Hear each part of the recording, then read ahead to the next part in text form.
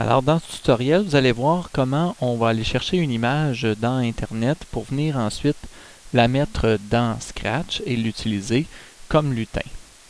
Alors tout d'abord, je vais ouvrir Internet, je vais ouvrir Google pour aller chercher une image Google. Alors par exemple, si l'image que je veux c'est un lutin, on est dans la thématique de Noël, alors je vais aller chercher un lutin. Alors je clique sur lutin, je vais aller cliquer sur Images.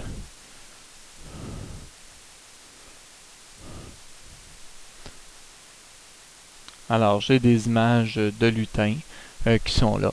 Alors je pourrais me choisir une image, tiens. Supposons que je veux cette image-là ici et que je veux animer cette image-là. D'abord, il faut l'enregistrer sur le disque. Alors je vais ouvrir l'image à son plein écran. Je vais cliquer avec le bouton de droite sur l'image et je vais faire enregistrer l'image sous. Alors je vais placer cette image-là dans le dossier Mes images. Je vais tiens, elle s'appelle déjà Lutin 2, appelons-la tout simplement Lutin 2. Et puis je vais, pour lui donner un nom facile à retrouver, Lutin Internet, pour me dire que c'est un lutin que j'ai pris sur Internet, enregistré.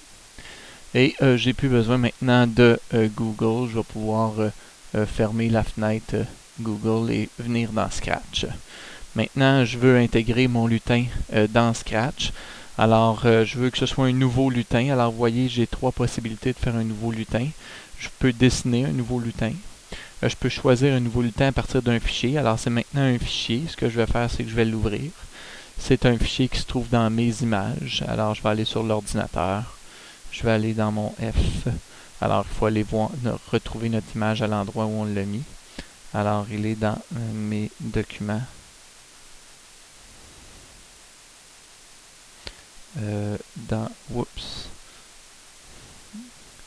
Dans mes documents, il y a le dossier Mes images.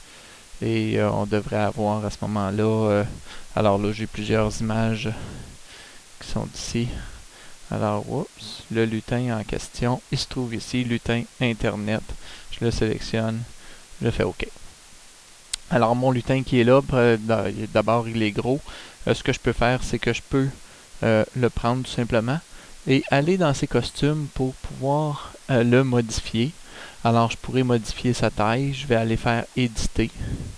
Et vous avez ici les outils pour aller modifier la taille. Ça ici, ça va le diminuer. Alors, pour le rendre plus petit, je fais OK, les modifications vont être faites. Alors, dans le prochain tutoriel, on va voir comment animer ce lutin-là et comment aussi faire disparaître, parce qu'on peut voir que ce lutin-là a un cadrage blanc autour. Comment faire disparaître son cadrage blanc pour qu'on ait le lutin seulement dans sa forme, dans le prochain tutoriel.